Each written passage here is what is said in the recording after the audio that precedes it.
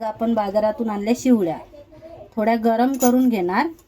गरम करताना त्याच्यामध्ये मीठ टाकणार, हळद टाकणार, पाणी न टाकता असंच गॅसवर ठेवणार।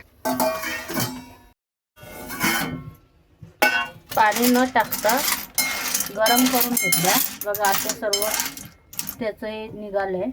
असं पाणी टाकणार म्हणजे हे थोडं गार होईल आणि त्याच्यानंतर आपण ही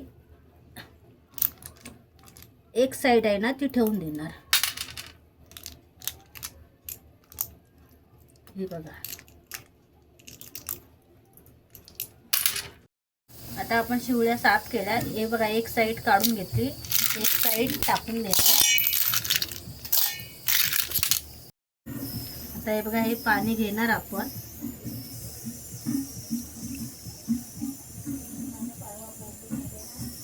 बघा, आणि ह्याच्या खाली जी झाड आहे ती टाकून देणार। आता आपण ह्याच्यासाठी वाटण तयार करणार।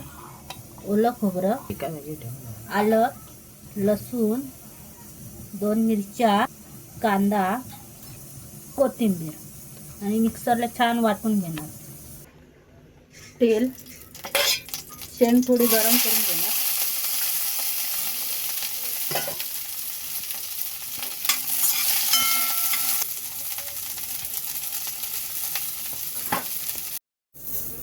पाणी टाकणार, कढई तापली आहे, तेल टाकणार, कढीपत्ता। आता आपण हे केलेलं वाटण ते टाकणार, हळद, तिखट मसाला, धना पावडर, गरम मसाला, हे पाणी टाकून भाजून घेणार। थोडं गरम पाणी घ्यायचं आणि मग ओतायचं, कारण वाटण आपलं हिरवं आहे ना म्हणून। आता आपण हे याच्यामध्ये टाकणार, कोकम टाकणार, शेवग्याची शेंग, मीठ टाकणार।